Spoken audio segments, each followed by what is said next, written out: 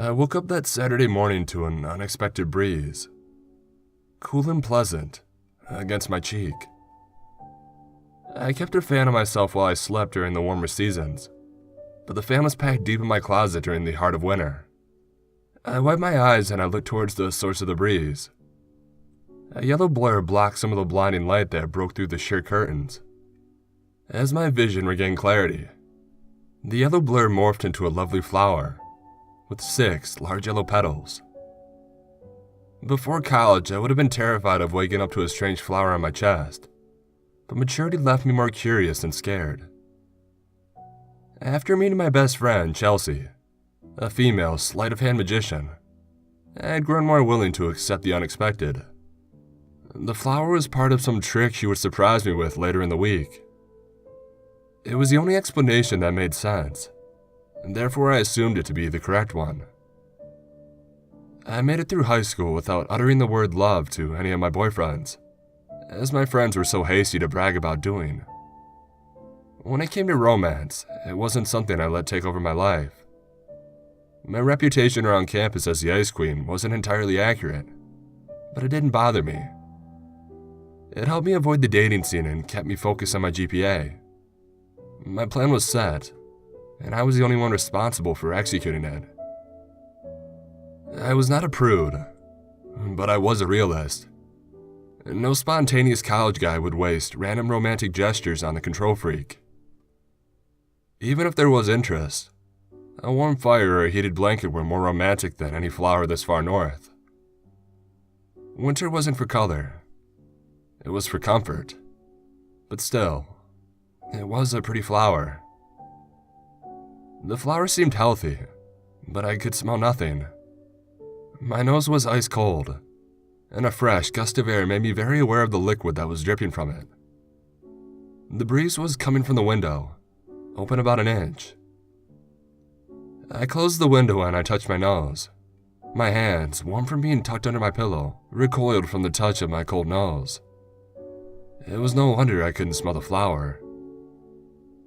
I set the flower on my nightstand, hoping a long hot shower would clear my head and warm up my nose enough to smell it. I saw a notification for a few unanswered texts from Chelsea, but I needed to wake up first. And Chelsea was the sober sorority sister of Phi Sigma Sigma, and my best friend. She had never touched a drop of alcohol in her life and never planned to, though she had a sense of humor about it. Why? Was a question that she heard often, and used as a way to challenge her ability to think quick. She claimed various rules of various religions at first, before moving on to secret societies of cult tenets, forcing her to keep her clean for her master. For the past month, she had used that question as a study aid for her death in society class. She would claim that the victims, of insert serial killer's name here, were drunk and that she didn't want to make herself an easy target. After recounting some of the more gruesome details from memory, even the most practiced partiers would spend more time eyeing their drinks and fellow party guests with suspicion.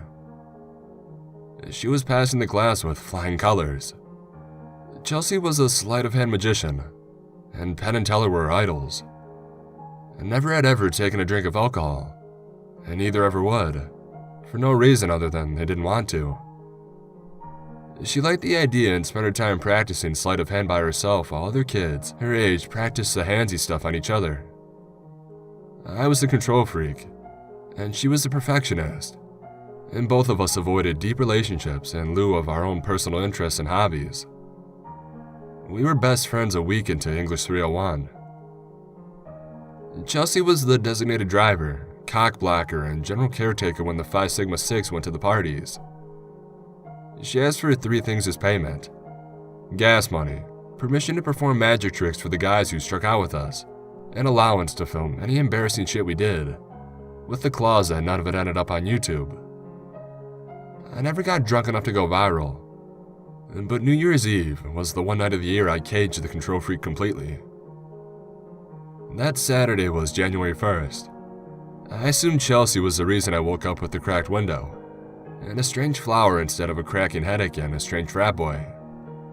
None of the normal signs of a hangover dragged me down, and I silently praised Chelsea for whichever of her magic tricks had prevented me the normal symptoms. I remembered nothing. The hot shower was fantastic. The hair on my legs was longer than I expected, considering I had shaved prior to the party the night before. Not caring much about the cause, I recycled the diagnosis and slathered conditioner on my legs. After I washed and conditioned my hair, I turned the shower head to pulse and I stood under the water, enjoying the sensation of water massaging the back of my neck, while my hair draped over my face like a hot towel. One of the perks of a private dorm room: no roommate and no sharing the hot water. After I brushed my hair and teeth, I returned to my bed to check my missed messages when 3 loud, rapid knocks pounded at my door. After the third knock, a sheet of paper slid between the gap at the bottom of the door. This was how the sorority passed along warnings about secret dorm inspections or frivolous gossip we didn't trust texting. It was quick and anonymous, and no one ever knew who was knocking, for a secretive note passing. Those 3 knocks were obnoxious in volume and left a feeling of creeping dread, clinging to each and every goosebump that ran up my spine. That cold cape of unease never stayed with me until the end. Much later, I realized what was so unsettling about the situation. 1. My door was the only one that had been knocked on. 2. I had heard no footsteps approaching, or leaving for that matter, even though the floor in our building creaked if somebody so as much coughed. I left the note on the floor as to punish it for ruining my calm. I checked that the padlock was in the locked position, a useless but healthy symbol of safety, before I picked up my phone to check the messages from Chelsea. The knocking returned most of the pre-shower tension. My subconscious would expect more knocking for hours just to avoid surprise if it had happened again. The stress made it impossible to relax.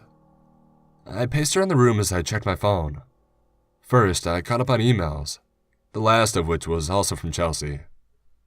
It contained an image that failed to download, no matter how many times I touched the retry button. I let it be and I scrolled through the text messages instead. These were the last messages on my phone. Me, see you in 5 minutes. Chelsea, who is that guy? Why is he trying to give you a flower? Can I do a trick on him or does he have potential? He says his name's Ray. I've never seen him before, but Anna thinks he's cute, so no tricks yet. Do his eyes look strange to you? Or are you just too drunk to notice? Britt, where the hell did you go? Hello? Are you in the bathroom? You need to practice so you aren't puking drunk after 1 drink. Just tell me if you find a ride or not. This party is lame. Britt, seriously, where are you? I can't find Melody or Sarah. Ray keeps looking at me and his eyes are seriously fucked up. I'm getting creeped out. Holy fuck, Britt, I just found Melody. She's passed out or something. Where are you? Britt, answer me. 6 lovely petals. Does he love me or does he not? By the time I read the last message, the chills in my back had returned tenfold. My frantic pacing caused my thighs to ache. I made a mental note to call Melody later and make sure she was feeling better. But I needed to see Chelsea. Chelsea didn't just lose her cool. Ever. Getting us safely back to our rooms, passed out or otherwise, was what Chelsea did. She didn't freak out over it, especially not to the point of it silencing her inner grammar Nazi. She had grown used to me shortening a couple of words and not using capital letters, but anything beyond that meant repercussions. More terrifying than those 3 knocks were the last 3 text messages. The first, broken and misspelled, like a drunk text sent to an ex-booty call. She would have ignored me for a weekend on principle if I had sent that to her. And the second, all capital letters with exclamation points for emphasis. And that would have earned me a public conversation, where she yelled at me just so my ears in shame could be uncomfortable as her eyes had been reading it. And the third message, 1 long string of lowercase letters. Gibberish at first, but after reading it back a few times, it repeats the same message 6 times. 6 lovely petals. Does she love me or does she not? I had no idea what the fuck that was supposed to mean, or why Chelsea would have sent it. My phone beeped and I had a fear spasm, as if I'd run into an invisible wall. A small arrow appeared at the top of my cell phone screen, signifying a successful download. I forced myself to stand still and calm down before I opened it. The morning was spiraling into some sort of hell thanks to my inner control freak. I hoped your cricket chirping wouldn't cause me to piss myself at the rate I was going. The download was the image Chelsea had sent me, called NYE 15-6 Petals.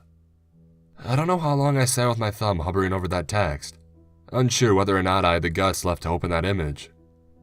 I had to talk myself into thinking that it was some elaborate prank on Chelsea's part to get back at me for disappearing on her last night. It took me longer to open it than I'm comfortable admitting. The picture proved that Chelsea was not responsible for the flower.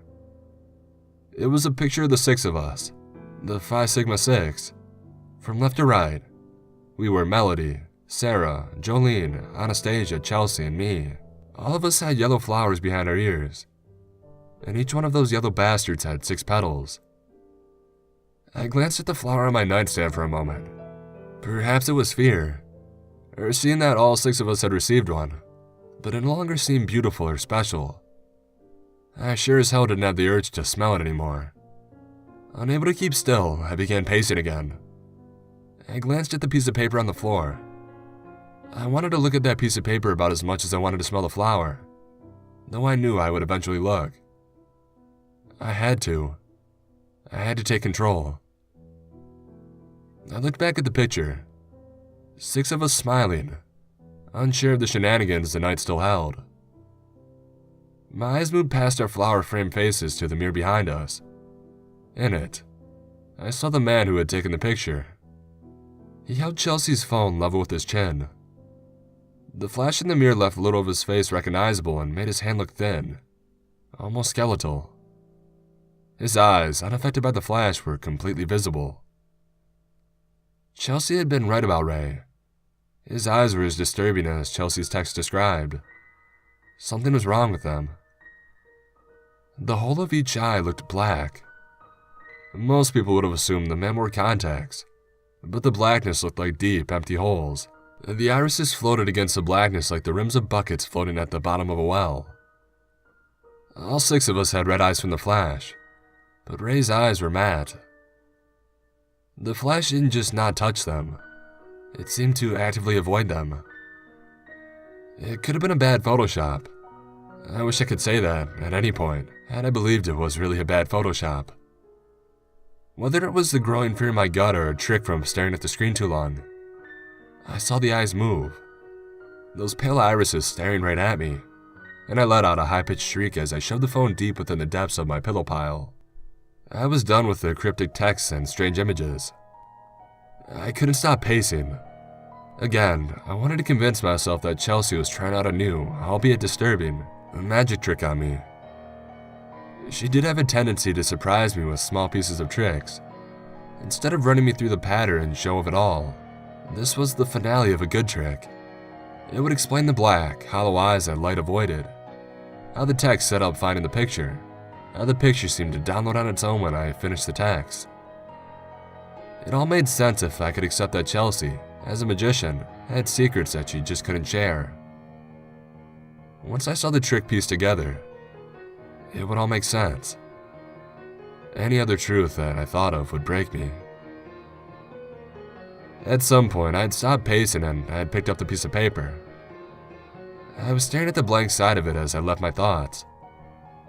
Confused emotions made me dizzy while fear and reason, the angel and devil on my shoulder, fought for control of that precious, terrifying sheet of paper.